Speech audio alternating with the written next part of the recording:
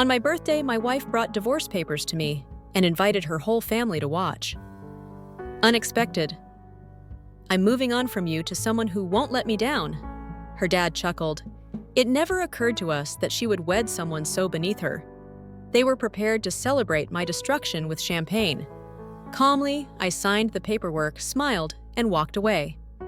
She was sleeping in her car outside my house today, precisely 6 months later, pleading for a conversation and sending me desperate texts asking me to respond. I never imagined that I would be typing this. I still find it hard to comprehend that this thing really happened. However, here we are, a fair caution. This will take a lot of time.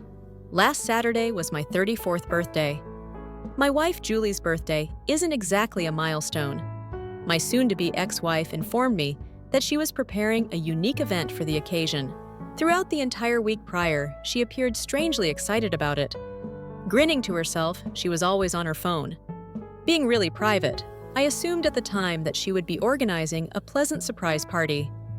After everything we've been through recently, it had been strained between us. It's that silent, icy tension that, to be honest, feels worse at times. It's not shouting match tension. Our marriage has lasted for 6 years. Met while attending college. She came from a wealthy background and was a stunning business major. In order to pay for ramen, I had to work 3 jobs while receiving a scholarship. A timeless tale. Correct. Her father, Bronson, was never accepted by her family. Indeed, that is his true name. As if at every holiday dinner, some villain from an 80s film would remark in passing about my lowly origins. Even when I was promoted to team lead, her mother would still inquire about how her tiny job was going. Then there were her frequent Instagram postings showcasing our condo, which was the best we could afford but wasn't fancy enough for her family. When I was working extra hours to accumulate money for a home. With constant comparisons to her cousin Nova, who married a hedge fund guy and lived in a big house, Julie would write captions about living simply or making the most of things as if we were some sort of charity case. Julie had been spending more time with her family in recent months, arriving home from work late and wearing pricey cologne. She had not smiled at me in months, but she would get these texts that made her grin. I'm not a moron. Despite my doubts, I persisted in believing that things may improve if I simply put in more effort and received that promotion. Let's get back to my birthday. I got home from work. Yes, on my birthday I had to work. Greetings from adulthood. The unit was also deserted. Julie texted me to tell me to surprise her by meeting her at her parents' house. Strange already. I assumed she could be attempting to patch things up with her parents because their house was the last place I would want to celebrate anything. When I arrived to their suburban McMansion, Julie greets me at the door with a strange smile that stops short of her eyes. There are several people in the living room, her parents, a couple of cousins, and her sister Annabelle. I recognize a few family friends from previous get-togethers. When I walk in, there's an awkward silence, and everyone is clutching champagne glasses. We have something special for your birthday, Todd, Julie offers. In fact, this and her father snickers like a fucking cartoon villain, not laughs. As I stand there, I wonder if they got me a car or something foolish, I'm aware. I briefly believed it may be airline tickets or something when Julie took this manila packet out from behind her back. She then utters these precise words. Unexpected, I'm moving on from you to someone who won't let me down. Except for her father, who bursts into a fit of laughter, the room falls silent. When her father says, we never thought she'd actually marry someone so beneath her, I stand there dumbfounded, trying to come to terms with what the fuck is happening. Thank heavens she woke up at last. The envelope is thrust into my hands by Julie.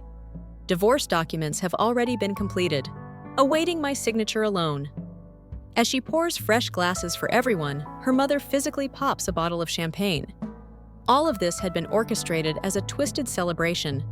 I'm not sure what they anticipated. For me to cry, perhaps. Instead, to plead to create a scene.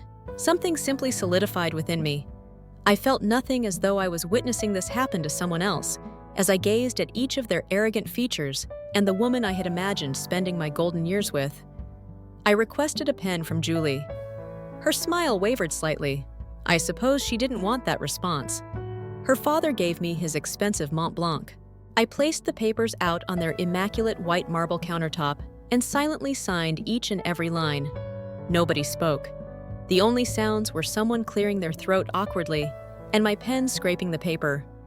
After I was done, I turned to face Julie and thanked her for the birthday present. The best one I've ever gotten. After that, I left. Didn't force the door shut. Did not use profanity. Simply departed while the geese stood there in a state of bewildered quiet. Their expressions when I remained composed.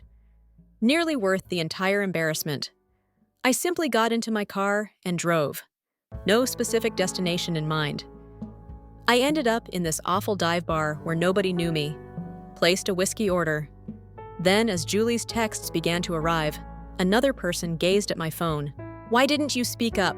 Will you really not stand up for us?" The fact that you fled after having 3 beers and anything changed only serves to reinforce my argument. As the numbness subsided, a chilly fury began to grow. Not the explosive type that causes you to act foolishly, the calculating kind that makes you want to systematically destroy someone's world. You see, Julie and her family were unaware of my dirtiness. 6 years of marriage to a member of a household that views domestic help as furniture. You hear sounds. You notice stuff. Their accountant who talks about inventive bookkeeping while drinking excessively at gatherings. The cousin who is having an affair with her sister's spouse. The father's apparently non-work-related business travels. So that evening did 3 things. 1, contacted my friend Larry, who also happens to be the city's most brutal divorce lawyer. 2nd, I began taking screenshots of every questionable text message Julie made or received that I could see on our shared cloud. A list of all the company's contacts and friends who needed to hear my side of the story before hers was created by 3.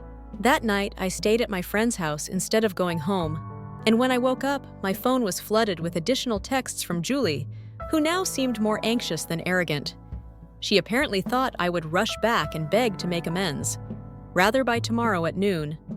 Counter documents had already been filed by Larry. I had taken my share out of our joint accounts while leaving hers unaltered. I'm not a moron. While she was eating brunch with her family, I had booked a storage unit and relocated all of my crucial belongings there, most likely giggling at how heartbroken I must feel. Now a week has passed. As I consider my options, I'm lodging at an Airbnb. Julie has changed from being arrogant to perplexed to furious to urgently phoning me every hour. "This isn't how this was supposed to go," she wrote in her most recent text. "No crap, Julie. None of this was meant to happen this way. I'm in a stronger position than she anticipated, according to Larry. Thank God, no children. There is sufficient proof of her affair, and my name on the majority of our significant assets. Yes, indeed. Did I mention that to make her protestations of disappointment seem somewhat ludicrous? She has been having affairs with her coworker Ronan for months. I'm now there patiently preparing my next move. The anger is still there, but it's more concentrated now. Her family didn't think much of me. For years, they treated me like trash. As if it were a graduation celebration, we celebrated the end of my marriage. They don't know what's going on. Has anyone else ever had to endure a spouse's public humiliation like this? How did you respond to it? Because I'm currently balancing the risks of scorched soil and the high path. To be honest, burnt earth looks rather alluring. Update. You guys, holy shit. To begin with, I had no idea that my initial post would become so popular. Go through my inbox. I appreciate all of the accolades and encouragement, as well as the 3 individuals who recommended divorce lawyers to me. Show respect. Some of you have been requesting an update since the birthday party from hell 3 months ago. There have been developments, so fasten your seatbelt. Where do I begin? The bombshell. I learned 2 days after my last post, I suppose. I'm downloading pictures from our shared cloud storage. Before Julie could remove them, I wanted to keep them. Additionally, I discover a folder named Work Presentation. Oddly enough, it was made about the time Julie began acting suspiciously, being the dubious jerk I've become. I gave it a click. The presentation was not for work. It contained hundreds of screenshots of text messages from 8 months ago between Julie and her coworker Ronan, complete with adorable pet names, plans for hotel meetings, and enough emojis to fill a virtual grocery store. Pro tip: perhaps don't store the proof on a shared cloud account if you're cheating. Just letting you know. They were seen together in selfies taken at locations Julie claimed she worked late at. It turns out that at 10 p.m., she wasn't studying quarterly reports. Unless the financial analysis somehow involved Ronan's abs on a Thursday, Larry, a master divorce lawyer, received everything I sent him, and he merely texted back. This year, Christmas arrived early. I'm willing to put up with the savagery of this guy. That then is the first finding. This is where things start to get interesting, though. I made 3 choices when the immediate shock subsided. First, I was going to put more effort into getting my act together than pursuing retribution. 2, without speaking to Julie directly, I was going to let Larry handle the divorce proceedings. 3, I was about to begin quietly creating a new life that would ultimately cause her feel remorse for everything. There were too many recollections of our shared flat. I therefore located a month-to-month lease. It's not particularly fancy, but it does have a tiny balcony from which I can see the stars at night. I had not experienced such a sense of tranquility in years when I sat outdoors with a beer on my first night there and gazed up at the sky. Began going to the gym on a regular basis. But not because I'm attempting to obtain a body for retaliation. NGL was a contributing factor, but I also needed a place to vent my rage. I could hardly lift anything during the first week without my noodle arms trembling. In fact, I'm beginning to see definition now. Who knew that biceps could be used to express emotions? It has been an intriguing divorce process. Julie said that she gave up her job chances for our marriage. Thus, it seems that she expected to receive half of everything plus alimony. When Larry heard this, he literally burst out laughing. When you've been using your work hours to send obscene texts to your coworker rather than really working, it turns out that those missed chances are difficult to show. Our Ace automobile was the evidence of the affair. Julie's family has always presented themselves as these ideal, morally upright members of the community. Bronson, her father, frequently writes on LinkedIn on the importance of family values and corporate integrity. They abruptly agreed to Larry's requirements because they were afraid that their beautiful daughter's infidelity would be made public throughout the divorce process. I had a strange experience when I was packing up my belongings from our flat. Julie appeared out of the blue. I hadn't seen her since the ambush on her birthday. She wore sweatpants, something she had never done before, and her hair was all messed up. She began her statement by stating that she had erred and that Ronan wasn't who she had assumed him to be. How we could discuss reconciliation, perhaps. I simply stated I'd have my lawyer get in touch with her if she had anything to talk about, as I passed her with my box of belongings.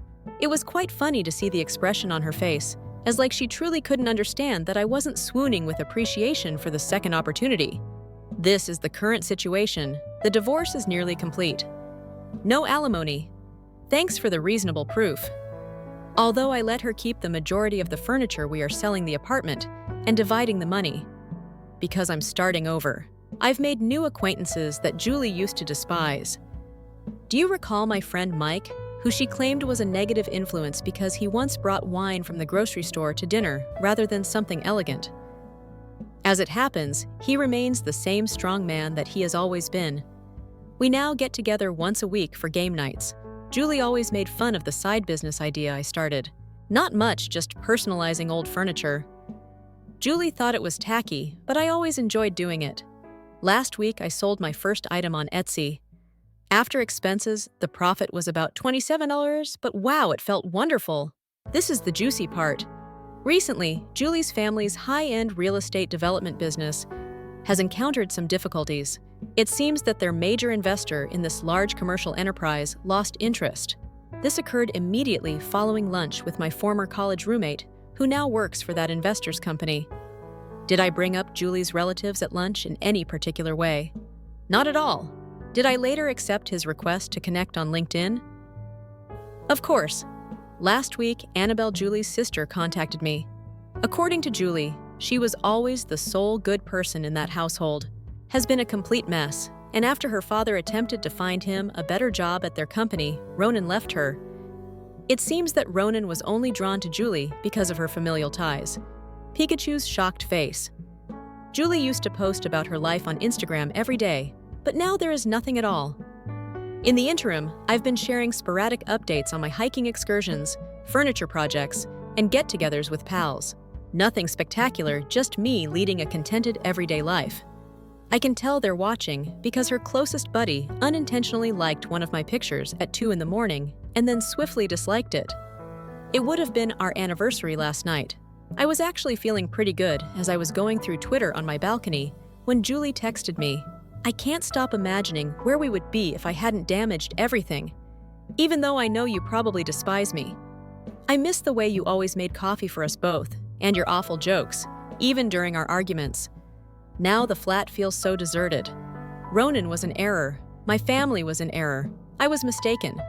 Could we just talk, please? Right now, I'm not above asking." I spent an entire hour staring at that text, typed, and then removed. 15 or so distinct answers. Ultimately, without responding, I simply put my phone down and went to bed. The problem is that I would have done anything 3 months ago to receive a text like that now. I have lost my sense of what I desire. The rage has changed, but it's still there. Not as much. She sent 5 more messages overnight, each more urgent than the last, which I discovered when I woke up this morning. "I'm parked outside your building," was the last one. "Come down, please." Her white Audi was indeed in the guest parking lot when I peered out my window. She simply sat there and gazed up at the structure. I made coffee and closed the blinds. How would you respond? There's a part of me that wants to listen to her. Another part of me believes that all of my efforts would be undone if I opened that door even a crack. And a tiny, insignificant portion of which I am not proud wants her to experience the same emotions that I did at her parents' house that day. Man, life is strange. I felt like my life was coming to an end 3 months ago. In fact, I'm beginning to believe that whatever happens next could be better than what I had previously. The last update.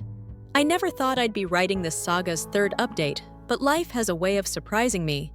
For those who are only listening, for the complete backstory, see my post history. At my birthday party, my ex-wife Julie basically surprised me with divorce papers in front of her whole family, who practically popped champagne to celebrate my departure. Classy thing. That beautiful birthday surprise was precisely 6 months ago. Many things have changed. I moved into a real house instead of the month-to-month rental. Just a modest 3-bedroom house in a good neighborhood with a yard where I can finally acquire a dog, nothing extravagant.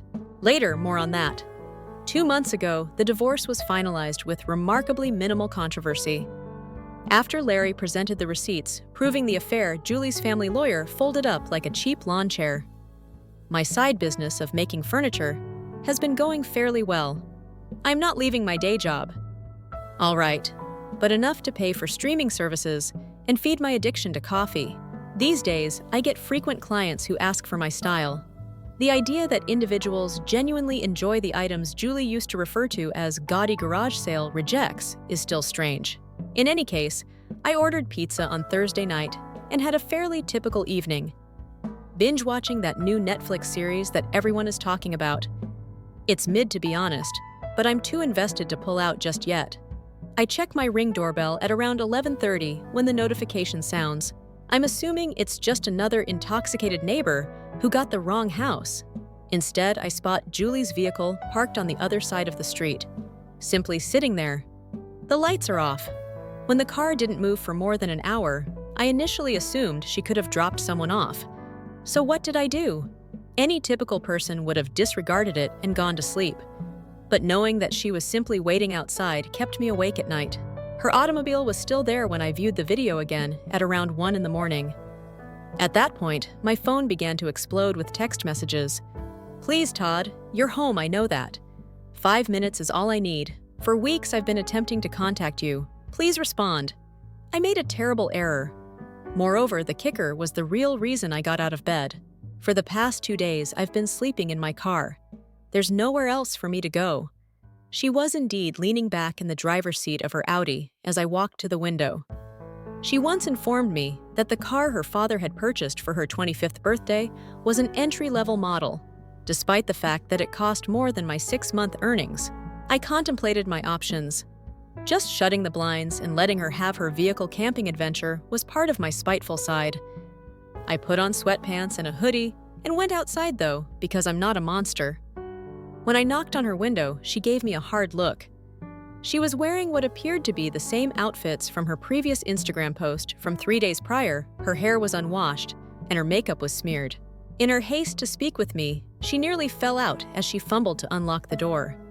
It was the smell that caught my attention first. Not like BO smell, but the smell of stale fast food and desperation that comes from an automobile. Her significant weight loss was the second thing I noticed. Julie had always been slender, but now she appeared nearly gaunt. Immediately, she began to babble, half talking, half crying. It was a minute before I understood her words. It seems that Ronan, who is fair, was more than just having sex with her. Additionally, he was providing rivals with information on her family's company. When Julie's father learned, he fired Ronan, who then left Julie and vanished with a ton of private information. However, things improve. Because she was in love when everything came to light, Julie, in her wonderful wisdom, had been covering for Ronan at work, altering reports to make his numbers look better.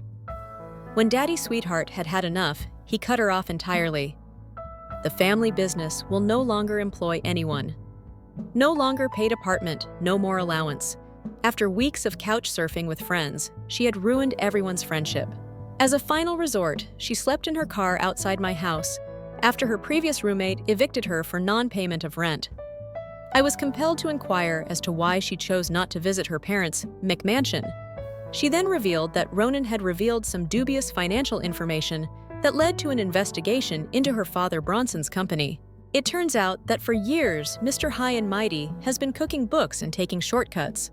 They had to drastically reduce their assets while the investigation was ongoing and their assets were briefly frozen. Karmic justice was nearly flawless. It was freezing, and I didn't want a hypothermic ex on my conscience, so I invited her inside, not because I was thinking about bringing her back. As soon as she entered, she burst into tears once more, this time over how lovely my apartment appeared. I suppose it was the Ritz in comparison to her living in a car, but it's really just ordinary furniture with real plants that I've managed to keep alive. I made coffee while she spoke, and we sat at my kitchen table. The entire tale revealed how she was coerced into getting a divorce by her parents. They had arranged the entire birthday ambush to embarrass me so I would sign fast and without protest after they learned about Ronan, and persuaded her that she could trade up while stealing half of my assets. How her pride prevented her from acknowledging that she had made a grave error, even though she had understood it within weeks. I paraphrase her when she says, "I thought you'd fight for me." It was the ridiculousness of it all that made me giggle, not in a nasty way. She tells me I'm a letdown and plans this public humiliation. On my birthday, served me divorce papers and what was expected of me. Ask her to think again, compose a sincere letter explaining how I couldn't function without her. I inquired as to what she desired from me. Right now, tears again. Then she presented it. She desired to give it another go. In 6 months, she had developed as a person and learnt her lesson. She had nowhere to go, apparently. No funds, no employment opportunities. In the absence of her father's connection, her costly degree was worthless. She considered moving in with me while we worked things out. I gave her space to finish. Then I did something that even I was shocked by. I gave her my gratitude. I thanked her for forcing me to rebuild my life on my own terms and for revealing to me the true nature of her and her family. The last 6 months had been difficult, yet strangely freeing. I was making decisions based on my desires, rather than what would win her approval or impress her family for the first time since college. As if I had grown a second head, she gazed at me. More tears of bargaining followed. She will do anything to make things better. She had changed. She had never been grateful for what she had. Since it was late and I wasn't sending anyone out to sleep in their car, I told her she could spend the night on my couch. She had to decide what to do next morning, though, actions that I did not take. Her expression of amazement was almost hilarious. Julie, I believe, has never in her life been told no. When morning arrived, I prepared breakfast since that's what good people do. Her phone rang while we were eating. Her father was the one. I suppose she placed it on speaker habit. And for the first time since the birthday celebration, I heard Bronson's voice. His arrogant superiority was vanished, and in its place was something I had never heard him say before. Desperation. Their company was barely surviving. Investors were leaving the market in droves. They required assistance from a person with industry ties. Julie had also emphasized how well I was doing. In fact, he asked if I would be interested in meeting with him to talk about possible ways we may both benefit. My coffee nearly choked me. The man who had mocked me for being beneath his daughter was now essentially pleading with me for assistance. Julie gave me this strange expression of humiliation mixed with optimism. I informed Bronson that although I had no interest in doing business with him, I did know someone who could be of assistance, the woman with whom I had spent the previous month. In fact, she's really good at helping faltering companies restore their brand.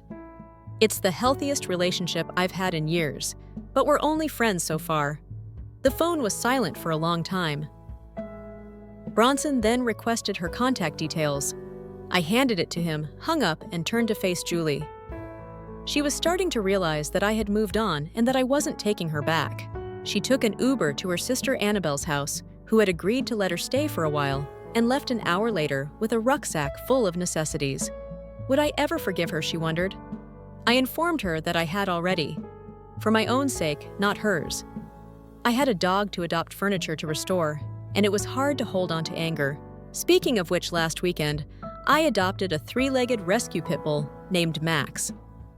Postage includes tax. He's the best choice I've made in years, even when he takes my socks and drools over my couch. That concludes the Julie story. After celebrating my destruction with champagne for 6 months, I ended myself sleeping in her car outside my house. You have to deal with life quickly.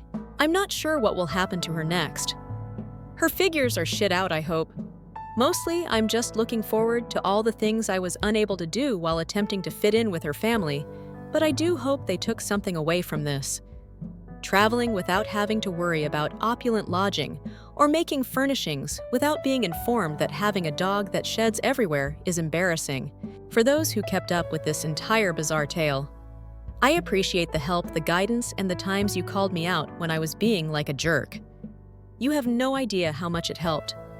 Has anyone else experienced a nightmare and came to the conclusion that it was the finest thing that ever happened to them?